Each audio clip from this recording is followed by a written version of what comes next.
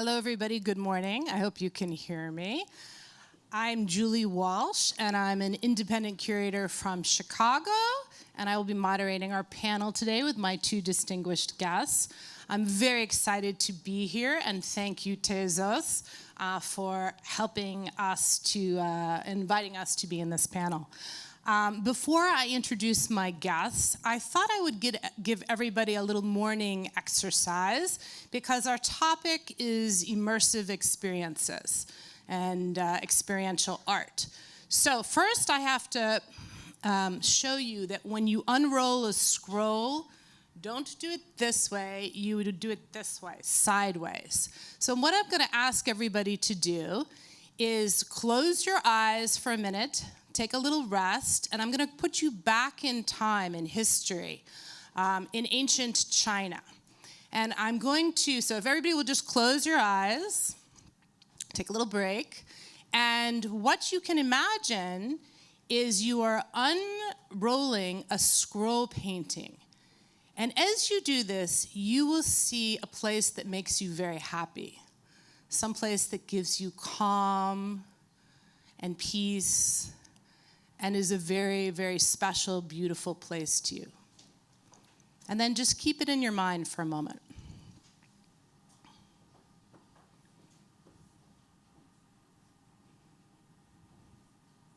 And when you're ready, you may return to us and open your eyes.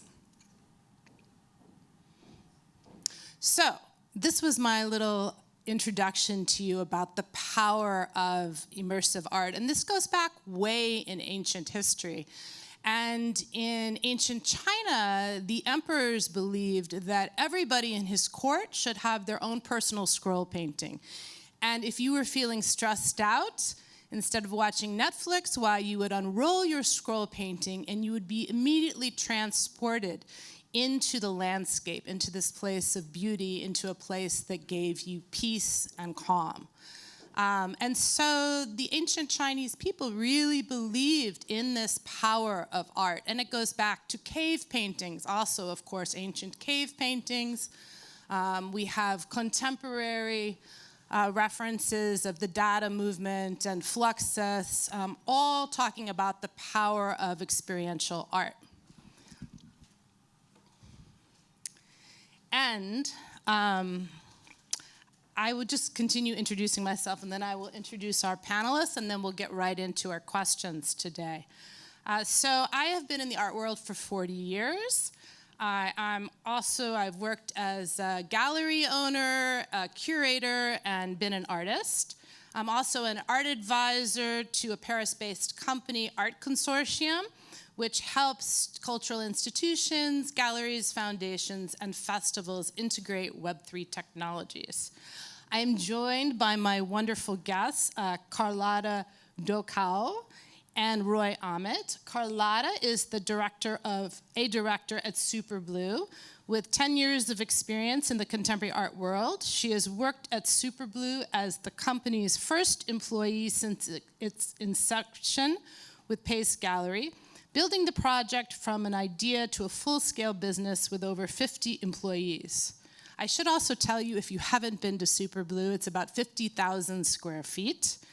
Her role at Superblue has primarily consisted of artist management, initiating and consolidating partnerships for the company, as well as leading on the company's Web3 strategy. And Carlotta holds an MA in International Business from the University of Edinburgh and an MA in the History of Art from the Courtauld Institute of Art. And Roy Ahmet is the General Manager of the Grand Palais Immersif, Réunion des Musées Nationaux Grand Palais Group, and he's also in charge of both the production and the distribution of digital exhibitions. He's also an expert in digital innovation, and he has a PhD in social sciences. Thank you so much for both being here today. So I think what I'd like to start our topic about is about immersive art. So is immersive a physical description, meaning you can't see anything else but the experience? Or is it a matter of concentrating, meaning the presentation is so compelling that you forget you are not actually there? And I think to dive deeper into the topic, we should really just try to come up with what is a working definition of what immersive art means to both of you in the context of your institutions. Do you want me to Sure, start? go first. Okay, thanks.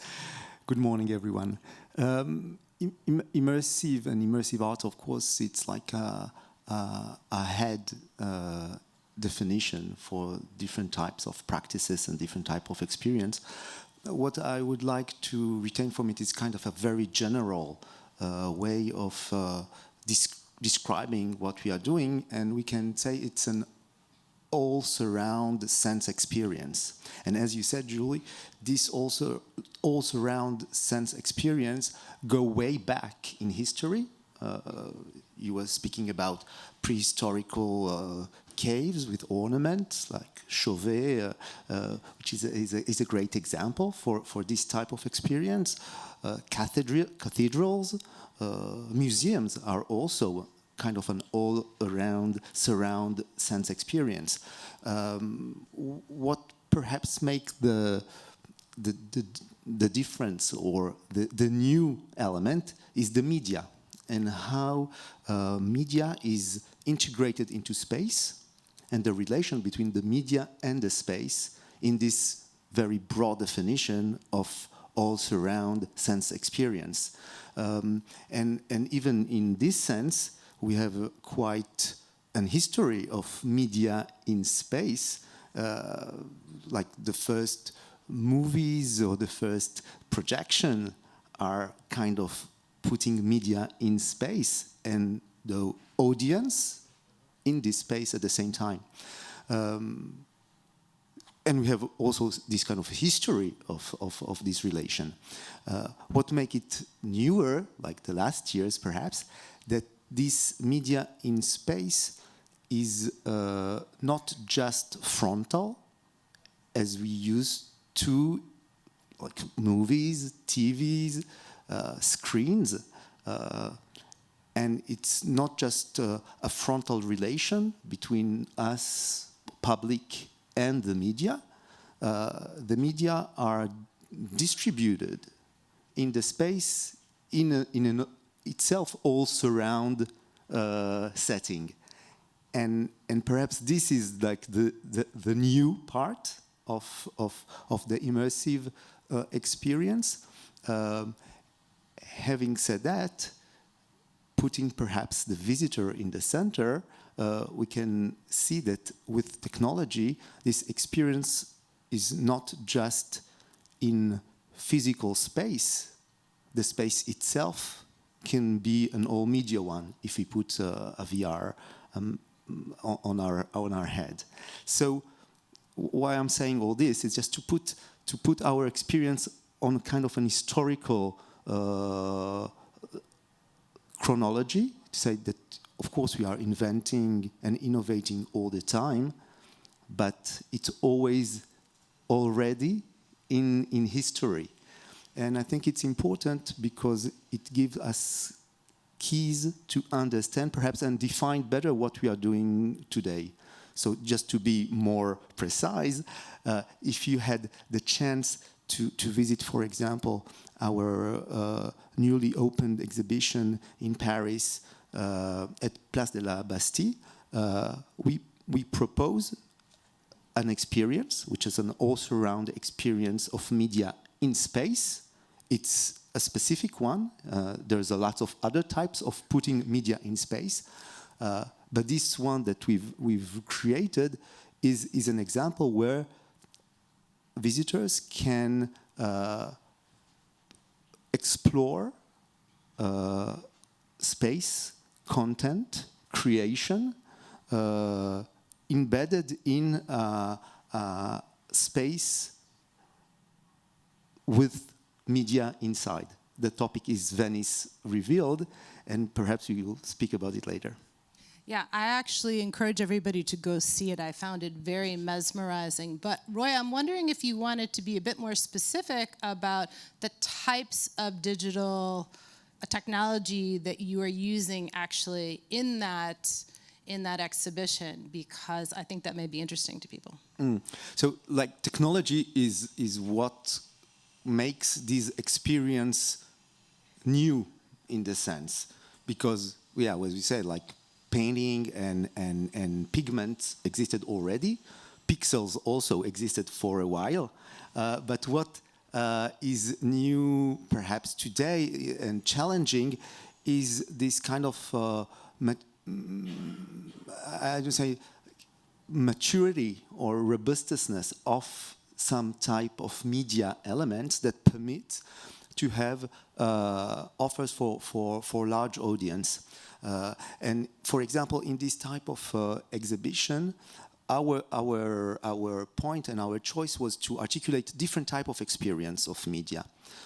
So there is this huge video projection, what we might call wall, surround, and video mapping of the space. So this is one experience, accompanied with sound, music. In our case, we choose to compose, to curate, and to create an original soundtrack, which is the sound very important for the experience. In the future, also an olfactive experience. So this is one of the experience. Another type of experience is the narration part, which for us is very important because it's a way to share knowledge and information. It's not just about the emotion that creates by large images and sound. It's also about what we are trying to tell and share. And so this is another type of experience. And another one is the interaction part, where audience is invited to interact with several type of screen and interface in order to explore each one by itself the different type of content. So the combination, the articulation of this type of experience create a visiting experience which is composed. Okay, so to summarize, because I've seen the exhibition, and again, you should all go see it, there are these huge, enormous, scaled, software-based immersive projections at all kinds of angles. There's also some installations. There's the Assassin's Creed interactive game component. It's very, very multifaceted, and it really covers a lot of different types of technology. Carlotta, would you like to respond? How do you see immersive art as it relates to your institution?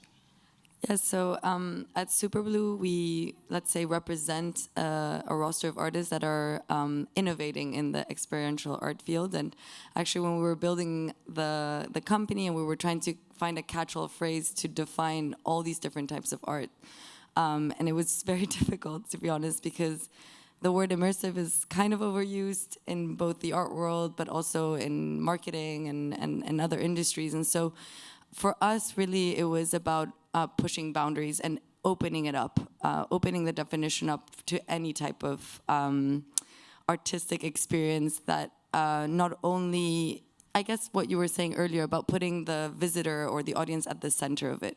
We have a phrase that we tend to use a lot, which is created by artists, completed by you. So for us, it's very much about how can you move beyond just being a passive observer of art and becoming an active participant of the artwork.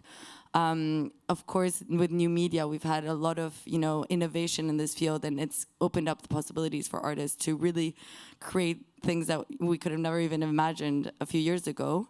At Superblue, we tried to really move beyond just the digital. So a lot of our artists work with all types of media, including natural things found in nature, such as water, mist. One famous example is the Rain Room by Random International.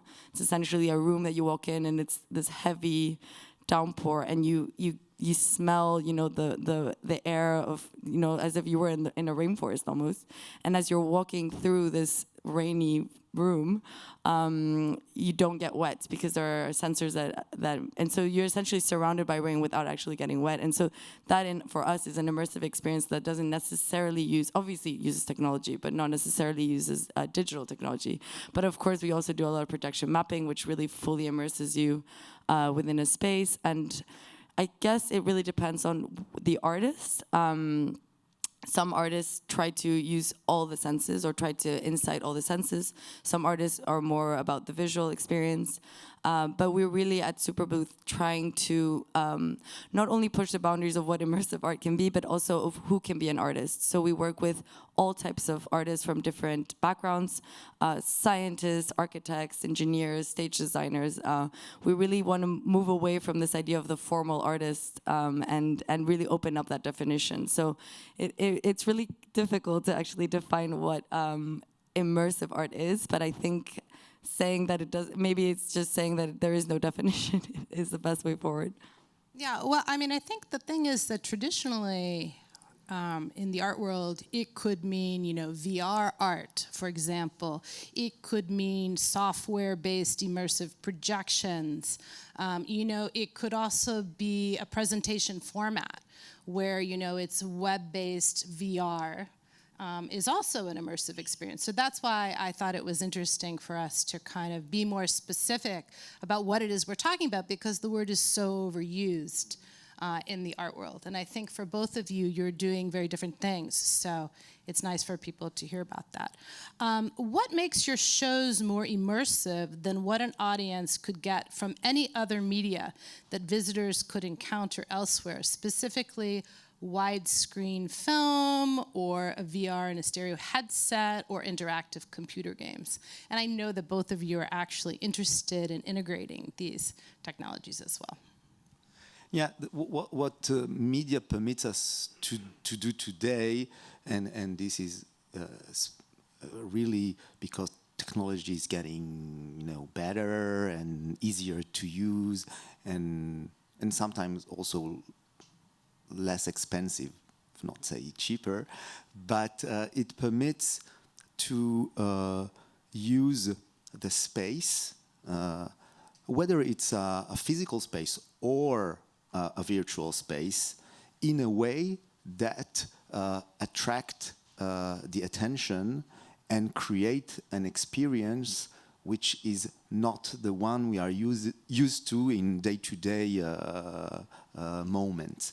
And to take those examples that we are doing is to create a space which is an exhibition space. People have a kind of imagine when they are going into an exhibition space, they know more or less what they are about to do, and we try to create a surprise in the way we are using the elements. Again, not in our perspective, not for the sake of surprise or the sake of innovation, but for the sake of presenting the content in the best way that it could meet the public. And it's really about the content, about the creation, about what we are trying to share with the public. So the Venice Revealed, for example, we are using a 3D photogrammical model of the Venice city that we've created, we produced, and we are presenting this model in different ways, in some very large-scale projection, but also on tactile screens, in order to create new ways to expose what we are trying to share with the public, the history of the city, its stakes, the fact that it's an architecture miracle, the stakes of today, global warming, mass tourism. So all these stories that we want to share with this, in particular, an original and unseen ways to modelize the city. This exhibition I found particularly interesting in the sense that the visual elements that we are using are, of course, documenting the city, the place, but they also have their own aesthetics. And the way we explore and present it, it's not just about a documentation, which is very important for us, but it's also a way to create new imaginary of, in this case, of Venice. And when you see the point clouds images and aesthetics, you are confronted with another type of sensorial experience. And this is one of the particularity of what we are doing, is to articulate documentation and creation. So Carlotta, I would really like you to talk a little bit about your opening show at Superblue, because I think it will be an interesting contrast too. Yeah, it's contrast. I mean, I think in both cases we're trying to, or the artists rather, are trying to convey a message, convey a message in a different way. So it might be for educational purposes, but it can also be for just to receive some sort of emotional response that is different to maybe reading a text or analyzing data. And so I think it's worth actually talking about our opening show at in Miami. We have a permanent space called Superblue, and particularly there's one artwork there by S. Devlin, one of our artists in our roster, and the whole goal of the artwork was really to help the audience understand how similar we are to trees. And in that way, hopefully, encouraging people to either make a donation to reforestation or rewilding initiatives, or even just understanding how close we are with nature. And so for her, it was all about using immersive and experiential technology and art form to really convey that message. And so the whole installation revolves around this idea that our lungs and the trees are very similar, both physically but also in terms of material and everything. And so when you walk through this experience, it has a video component, it has a mirror maze component, which is beautiful, and then there's a final component that puts a tree on top of your own self, so you're able to kind of really visually see all of these messages that she's trying to convey. And that really was it's not really education in a formal sense. It was more about triggering some sort of emotional response. And I think with many of the artists that we work with, they have a lot of messages and themes and causes that they want to push for, but they're trying to do it in a different way. And this technology really allows them to innovate in that sense. Yeah, I mean, I think that's one of the powers of immersive and experiential art, is that we can create empathy. And I was in a panel last night, I was talking about the importance of, somebody was saying, well, how can you tell what's good NFT art? And I said, I use the same criteria that I've used for many years, which is it addressing a social, political, cultural, historical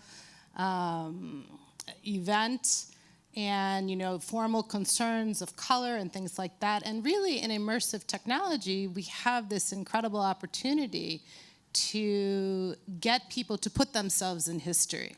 I think I would like to add, just because immersion can mean so many things. Another example is another one of our artists, actually Paris-based JR, and he creates these experiential moments, but they're not, in a black box space or within the constraints, let's say, of a building.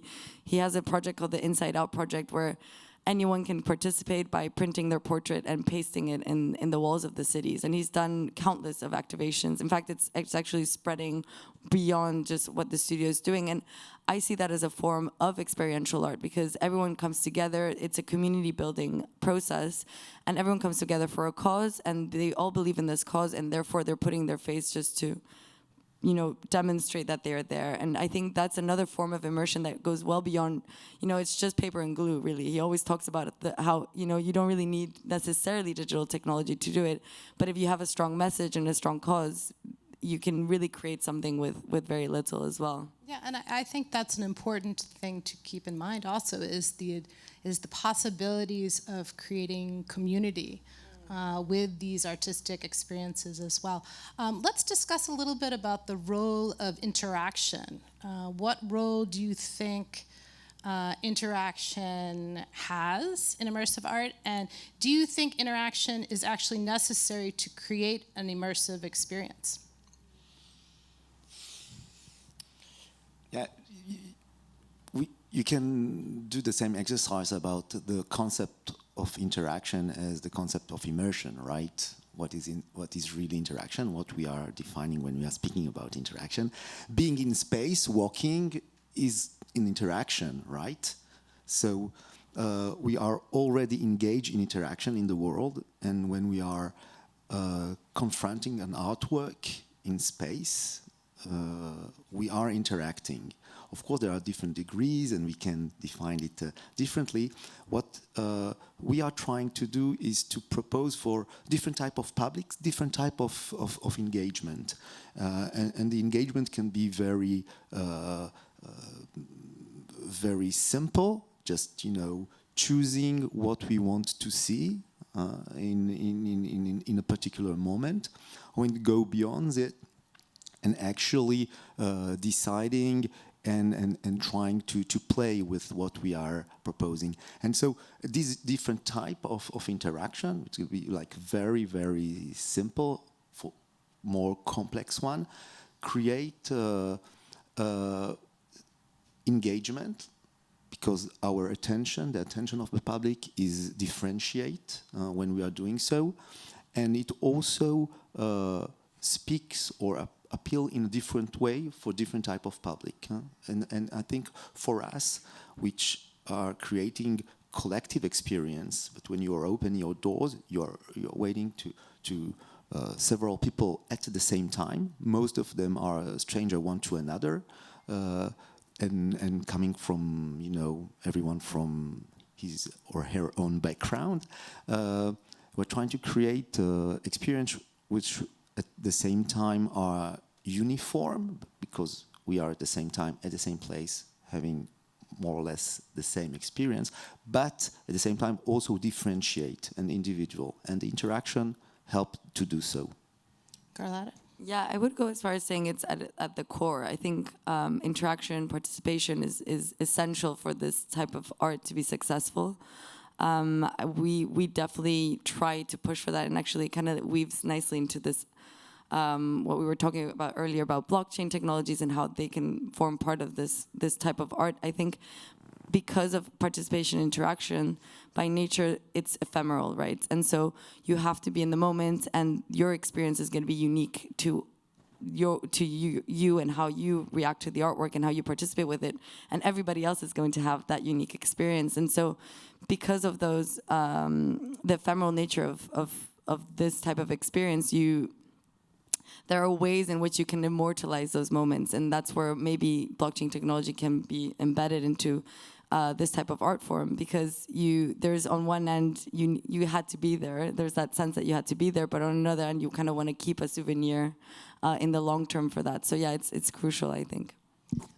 I think I have one more question about immersive art, and then we're going to move on to blockchain. In your first year, what has been your experience with the audience's attitude toward this art form?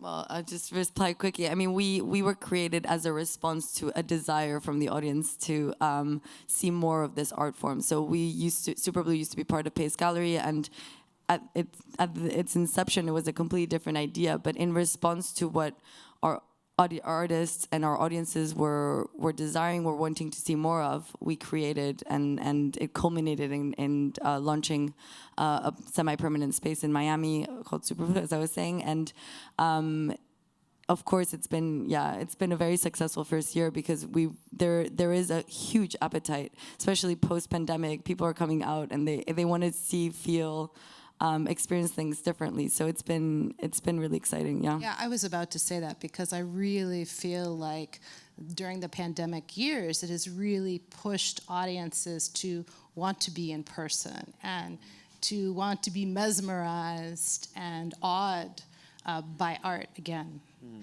Yeah, and it's a really it's about the specific content or creation that we are creating, that the public act and react differently. Several years ago, before the pandemic, we've proposed a huge immersive installation of Wim Wenders at the Grand Palais. It was called Immersion, and what was amazing about the public, that public just danced, you know, in the space, because it went very well with some of the images and with the sound. So when you have 3,000 people, while half of them are dancing with this, it's an experience. Other type of what I think is interesting is to observe how we corporally, bodily behave in this type of spaces, and public reacts differently when we are showing like images and sound which are more subtle, more impressive and mesmerizing, as you say. Like people are settled, just, you know, kind of hypnotized around. But when we are just putting the beat a bit, push it a bit, and showing some other types of images, like people are behaving physically differently, and I think it's very interesting to observe. Thank you. So, where do you imagine in a utopian art world blockchain could fit in years from now as it relates to immersive art? Yeah, I've thought a lot about this, and I think that there is, you know, when we think about blockchain or NFTs, we tend to just think of tokenized digital art, but I think there's so much more. There's a huge potential for this technology to really help support projects like Superblue, in the sense that when you're thinking about blockchain technology, you can really think of it as a way of creating community around something, either an artist, it could be an artwork, it could be really anything. And so in a project like Superblue, or when you're talking about experiential art, one thing, and I'm sure it's the same for you, is that it's very costly. These technologies cost a lot of money, and so a lot of infrastructure is required, et cetera. And so with blockchain technology, there are mechanisms in a utopian world where you could create a sense of co-ownership between a larger, in a form of crowdfunding, of a much larger group of people that are all pulling in together to create these immersive experiences. And it can take so many different forms. So as a form of building audience, it's an incredible technology, as a way of also tapping into new audiences that maybe are not interested in contemporary art, but maybe are interested in tech, and understanding that there's actually way more synergy, and there's a big hybrid between the two worlds. That's very important as well. And yeah, it's really about thinking about how we can create a sense of community, a sense of coming together, and finally, as I was saying earlier, about this idea of ephemeral moments, immortalizing those ephemeral moments. When you're in an experiential artwork and you're in the moment, sometimes you want to keep or take something with you, and by definition, many of these experiences are digital, and so there's a lot of room for blockchain technology to support both artists and audiences. Yeah, I think what is perhaps groundbreaking with the like blockchain and NFT technology, it permits to get the individual or the personal relation in what is collective experience. And I think what we are doing anywhere, every time and anywhere else, and this new ways to experience individuality, personality, something which is unique in digital art, digital space, digital environment. This is the groundbreaking outcome of this technology, and I think it will certainly help and find ways to articulate this relation, which is so important, and that we are doing for all the time, that how we relate individual or personal into the collective and more general experience. And for this reason, I think it's very important to experiment, because, of course, today we are on the edge of what it might done, what we might do with it. But when we take it from this perspective, I think it will be very, very fruitful.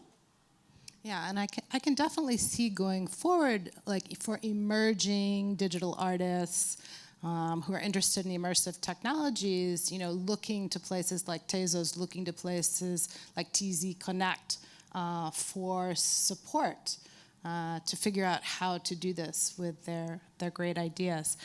Carlotte, I have a few quick questions, and then we're going to open it up to all of you for questions. How do you see blockchain-based art or the blockchain itself related to immersion? And are they antithetical, or can they enhance each other? Yeah, I think there's two sides here. On one end, we've been speaking about how you know these experiential moments, you have to be there IRL, and it kind of contrasts what the ideal of this blockchain, these new technology that's almost becoming, it's all digital, so it's borderless. Anyone from anywhere can be part of it. It's a greater distribution of attention, wealth, etc. So that's kind of the appeal of blockchain technology, which greatly contrasts the idea that if you want to experience Superblue, for example, you have to be in Miami. And so I think both can learn from each other and both can benefit from one another. On one end, I think blockchain art and blockchain technology can really benefit from more emotional, experiential art or immersive experiences that allow for that emotional trigger that we were saying earlier. I mean, at the end of the day, minting an NFT is just clicking a button. So how can you make that more exciting? I think there's a big push in that direction now of really thinking about how can we make the idea of minting NFTs or collecting more exciting. But on the other end, as I was saying earlier, I think immersive art and experiential art can really benefit from blockchain technology for fundraising purposes, community building purposes, and also to tap into maybe audiences that cannot physically be there. So, it's difficult to replicate a physical experience in the digital realm, but there are ways of complementing those things. And I think there's a future in which blockchain art can really think about how it can complement a physical experience for someone who cannot physically be there without trying to replicate it per se. Yeah, and in my own curatorial practice, I'm very interested in these hybrid forms and exactly how you can do that with NFTs. I'm working on one of the 9 curators as part of an NFT biennial that's traveling around 10 countries. And I'm really excited about the physical installation, because we have physical installations, which I'll be drawing from a range of installation practices, including playing with, I have like a 50-foot screen that I get to project NFTs on, and I'm going to make small viewing pods that have kind of sheer curtains so people can have more intimate experiences with art that's blockchain based. Yeah, I think it's very exciting. It's so exciting, and I think literally what's happening right now at Paris Plus is this idea of live minting with Tezos. It makes it so, the idea of generative art has become a huge trend in the blockchain art space, because it has that idea of what we're saying, the collective versus the unique. And the idea of just going there, minting your own NFT and not really knowing what you're going to get. I mean, that whole experience already creates a sense of uniqueness, of personalized immersion. And I think there's a strong idea and a message behind that I hope we're able to develop and as we go. Absolutely. I am wondering if our wonderful audience has any questions for us. We have about almost 8 minutes left for questions.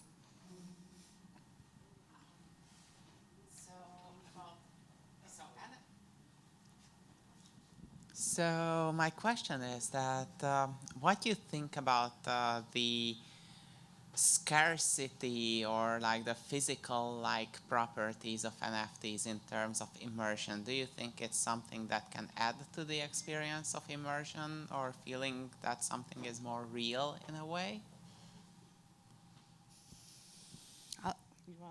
I'd love to answer that question. Because I'm so excited about the possibilities of physical displays and curation of art that's specifically made for the blockchain. You can use video mapping. I mean, you can really draw on many different formal ways of installing. You're not just limited to, your phone or to a screen, and it can be much more immersive. And I think we're going to see that increasingly happen as artworks are just crossing mediums, and you have artists who are painters who are making NFTs. You have artists who are sculptors making NFTs. I mean, I think the world is just opening up artistically for these types of engagements. Yeah, I think the idea of scarcity is an interesting one because when we were all stuck at home and the NFT space was creating this, there was a massive hype around NFT art that we saw in 2021.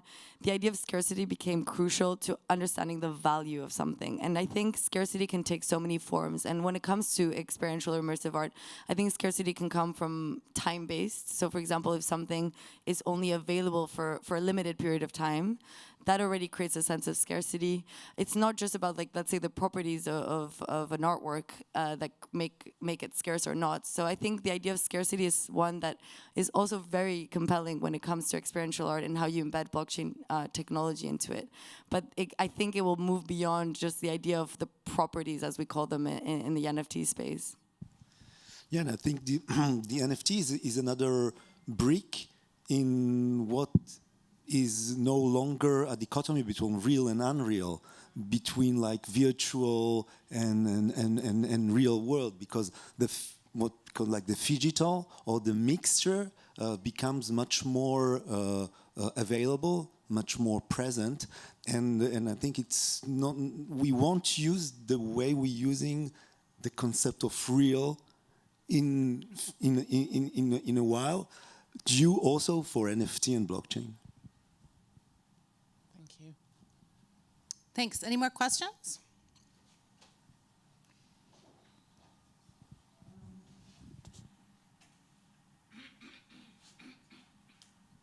I was just going to thank you for the talk so far. It's been really interesting to hear your perspectives on the immersion and also the side of, I suppose, how to physicalize, or materialize in a different way NFT experiences.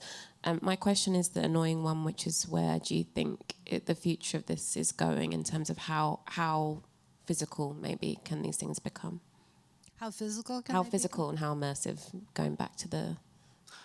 I think the future is phygital. It's more and more mixed between what we say digital elements in the real physical, I mean, and vice versa, which means that also in the virtual will be much more real, perhaps in space without one another, and so the future is much more mixed than we know it today.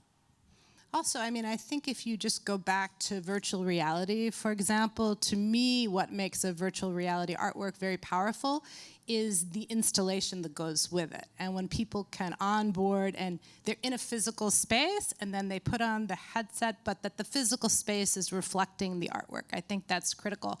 And for my upcoming show at Meet Digital Culture Center, it's going to be social web-based VR. So it means it's accessible by computer or by cell phone, but in the physical institution, there will be an installation on the walls as well as headsets that people wear. And then if you wanted to tokenize an exhibition in Mozilla Hubs, for example, you could totally do that. And you can do some fun things, I think, with this hybrid format where, for example, you project on a wall or on a monitor the social web-based opening of an exhibition. And so you mirror the exhibition in a virtual space as well in a physical space. And the people at the opening in the physical space can talk and interact with people all around in the virtual space. This is very powerful stuff in terms of community building and accessibility. So I think we are in the midst of something that's here to stay. Yes, another question? Hi, that was a very interesting talk, and it just made me think about sort of AI technology and right now, like DALL-E, how lots of people now are kind of doing for fun. What they're doing for fun is they're creating their own artwork using the DALL-E platform. And so my question is, I mean, Carlotta, earlier you mentioned immersive art can take on many forms, such as, you know, other people who are not necessarily artists participating and taking part in creating something. Would you consider this AI art, AI-generated art, a form of experiential and digital art, or is that something that's somewhat of a threat to artists who are, you know, using their skills and sort of expertise to create work? Yeah, there's been a lot of discourse around the idea of this generative art form being a threat to artists, because you are seeing incredible artworks being created by simply putting a sentence in a machine. And what's interesting there is that what we were saying earlier about the idea of participation and whether participation is at the core of experiential art. And I think that could be seen as a form of experiential art. Again, you're taking something that is collective and making it your own by participating in it. And it's interesting because I think there's going to be, it's an inevitable technology, unfortunately, whether, you know, some artists like it or not in a certain way. And I think there's going to be a future in which we're going to learn how to work with it in the same way that we've started to work with all these new technologies that we've been talking about earlier. And it's about accepting it and understanding how we can best use it. And I think there's so much that can come out of that that is very exciting. So with any innovation, there's always a bit of skepticism, but I think we have to be a bit open-minded about these things and see where they take us.